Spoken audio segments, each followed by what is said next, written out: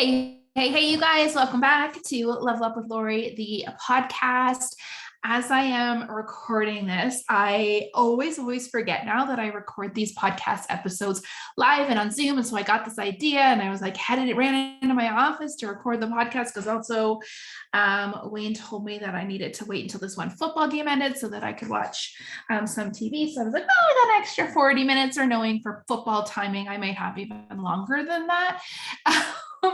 But then I was like, oh yeah, I record these live. And oh yeah, this is a Sunday afternoon. I haven't showered in a bunch of days. I most certainly do not have makeup on because it's like, one hockey arena to another. But you know what? Like, done is better than perfect. And I would so much more come at you when the inspiration is high and the idea is flowing than feel like it needs to look perfect and feel like I need to look perfect in order to perform in this space. So keeping it real for you over here. And those of you that are listening in on the actual iTunes or Spotify or whatever podcast platform you listen in on, just thank your lucky stars that you are not seeing this live and like in facial expressions and all the good things. So I wanted to talk about leadership today, and in particular, how to get the most from the leaders on your team and how to really grow leaders on your team. I remember years and years ago, I was at, and you guys, there's nothing, I'm going to just like lay it out here and be really honest with you. There's nothing that I love more. It's interesting because I love recognition in public platforms, but I also hate being recognized, right? It's like the extrovert who is ambitious and loves chasing down goals. And my love language is words of affirmation, coupled with the introvert inside of me that really just wants to be able to watch from the outside and who doesn't like to be publicly recognized. So I'm like this, person who both loves and hates recognition. But I will tell you, as someone that thrives on setting and going for goals, achieving those goals is a piece of that puzzle, right? So at many conferences in my Stellan journey, I was being recognized and I was on leaderboards and I was speaking and I was all those things. And I remember at a leadership conference a few years into my journey, when I was really starting to develop leaders on my own team, someone saying to me, it's like parenting. Leadership is like parenting. It's putting your leaders that are on your like you're incredible when you're the one in the spotlight, but you're a true leader when it's the leaders that you're helping grow who are in the spotlight, who are being recognized, who are the ones shining, which really is like parenting, right? Because it's like we as parents are always like helping our children shine at the various things that they're good at, and we're helping them rise in the things that they're good at, perfect those crafts. And we want all the best things for them, and we don't necessarily think about ourselves in that process. Now, I'm certain there are some like moms and dads that get wrapped up in it. It's more about them, but at the end of the day, likely not, right? So this is a lot like leadership. And I think as leaders, one of the most frustrating things that we go through is that sometimes it can feel like we care more than everybody else. Like we are carrying the brunt of it and no one is meeting us where we're at. And no one is, if I'm just going to be completely honest here, over the years, I've sometimes wondered, like, is anybody going to do what they say they're going to do in the time that they're going to do it? Because one of the things that I value and I know that I am very good at is I am reliable. I do the thing I say I'm going to do. I step up when I need to step up. Like I lead from the front. I create the things. I do the things, right? I would never think about saying I was going to do something and then just fall short on that, regardless of what came up. And maybe that's a good thing. And maybe that's not a bad thing. And a thing I need to work on in my personality. But either way, as leaders, it can be really frustrating, right? When somebody on your team, something hits their life and they just drop their business entirely. And all of a sudden their goals don't matter. And I think like in this leadership journey that we just need to be really honest and like that just happens, right? But what I found through the years is that one of the ways to get the most out of your leaders is to look for the things that light them up and to individually partner with them to bring those things to the surface. So I know in my leadership journey, when I started, I would always ask for volunteers of a big wide group. And I would be like, like, no one care? Anybody out there? Bueller, hello? Like, and it would get really, really frustrating and really disheartening to the point where I'm like, oh, frick, like, screw it. I'll just do it myself, right? Like, do I have to do? It's like the mom in the house who like, with who expects everybody to anticipate all the needs and expects everybody to put all the things away without creating that structure and without asking for the things, and she just gets frustrated and she does it all her own, right? The same thing happens in leadership. And I think this is one of the ways we deplete ourselves, right? Because, or we're so OCD control freaks as leaders, and like, raise your hand. There's a lot of us out there, and I'm owning this too. I always think like, no one can do this as good as I can do this, so I'm just going to do it all myself. And that has not served me in my journey. Okay, let me be really honest. That has not served me, and is not always true. It's not often true. There's a lot of people out there that can do things even better than I can do them, but they may not do it exactly the way I would do it. So my OCD, my control freak kicks in. So how do you learn to let go of the reins? How do you learn?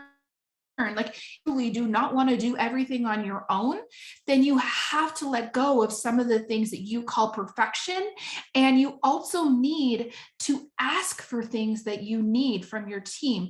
And one of the ways that I found this easiest is by looking at the things that the people on my team naturally gravitate towards, are really, really good at, get them excited, and bring them in and work in like outside partnerships or small groups to make those things happen, and to literally ask and delegate, and not delegate from the point of like, I'm your boss, but delegate like, hey, I'll do this and you do that. More of like, we are a partnership.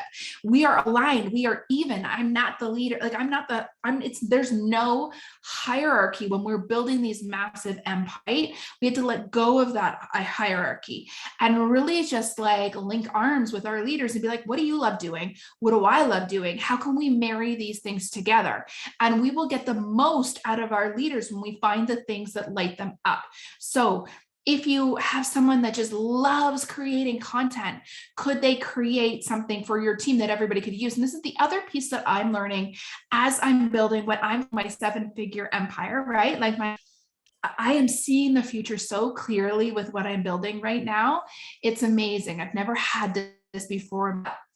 What I'm building right now is like, anytime I'm doing something, I'm asking myself, can there be a system around this? And is this duplicatable? So if I'm running an event inside of my VI group, how do I make this duplicatable? And how do I pass this off to my team so that it's very easy for them to replicate? And so it means that sometimes it takes me more legwork, it takes me more time, because I'm creating systems and I'm creating mock things and I'm like creating things that people can use. But there's so much longevity to that, right? So then it's not one and done. It's like one, and then a million people can follow in that. And it makes it easier for people because I'm doing things that light me up. Like, I love doing that stuff. So why wouldn't I put the little bit of legwork in and build it for the team too? But there are people on your team that can do this too. There's people on your team, or there's people future team that are going to excel at different things. And if you work in partnership and in collaboration with them, all of a sudden you are not the one shouldering everything. And people rise as leaders when you help them grow into that leadership, right? A leader isn't necessarily just born. Someone doesn't necessarily know where to start. So don't assume the worst, like they're not interested or they don't want to do that. Maybe they just don't know where to start. And maybe you're a little bit like me and you're so damn controlling that they don't want to step on your toes or screw anything up. And I'm certain I'm so guilty of that. And I know that even happens in my own house, right? Where Wayne won't touch things because he knows that I have a particular way that I do them, or I have a particular way that gets put away. And then I'm over here grumbling that no one ever touches anything or puts them away. Right? We almost are our own worst enemies in many ways when we are these type A personalities that really are headstrong and ambitious and going after it. But it is your job as a leader to seek out the leadership capabilities and help people to grow into that. by giving them responsibility, giving them tasks, by giving them ways to shine and grow.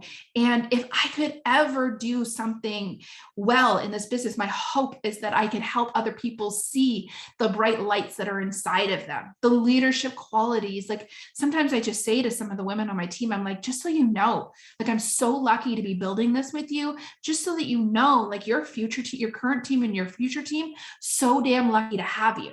Right? Because people don't necessarily see the leader that is inside of them. So our job as a bigger leader is to see that light inside of them and to help them see it in themselves and to help bring it out in them by sometimes being a little bit more patient, sometimes leading by linking arms, and sometimes doing projects together when maybe, like, when you teach your child how to do something, how it takes them so much longer to do, like it actually takes you longer to teach how to do something than it does to necessarily do it all on your own. But at the end of the day, then after you've taught somebody to do something, you no longer have on your own over and over and over and over and over again, right? That is the secret sauce, is that once you teach somebody, then all of a sudden you do have leaders that you can link arms with. You are no longer an island, which is what I am so used to being in this leadership journey. And so that's my message for you today, is look for the shining lights that are all around you.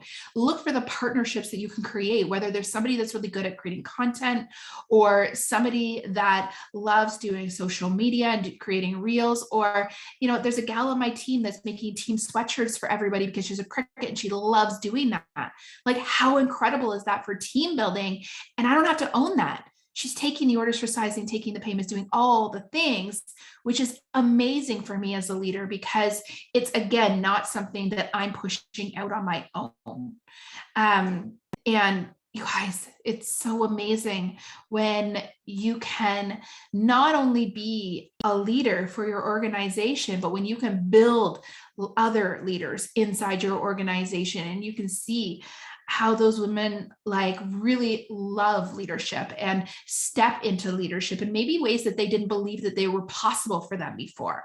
So I want you to look for these things. And sometimes the tasks that you're going to partner with people, they're not like the sexy tasks, right? They're not the things that everybody wants to do. And sometimes those things need to get done too. And sometimes other leaders need to be asked to do those things too. Never assume that someone isn't interested just because you haven't asked, and always ask for what you need. And you know what? You can grumble behind the scenes if everybody says no to your face. Absolutely. But then your job is to go out and find people and continue to bring them into your organization so that you continue to raise these leaders and grow these leaders. And every single time you find that leader that you're going to run with, like, not only is your energy and your heart and all the things in your body going to spike, but you're going to like build your organization to even bigger heights, because when you bring in a new leader, like, that's exponential growth. That's quantum growth. It's not just one plus one anymore. It's like one plus maybe 30, 50, whatever it looks like. So you guys, hopefully you enjoyed this episode today. This is just like, honestly, I think it's one of my most potent episodes in a really long time. I hope you take it to heart.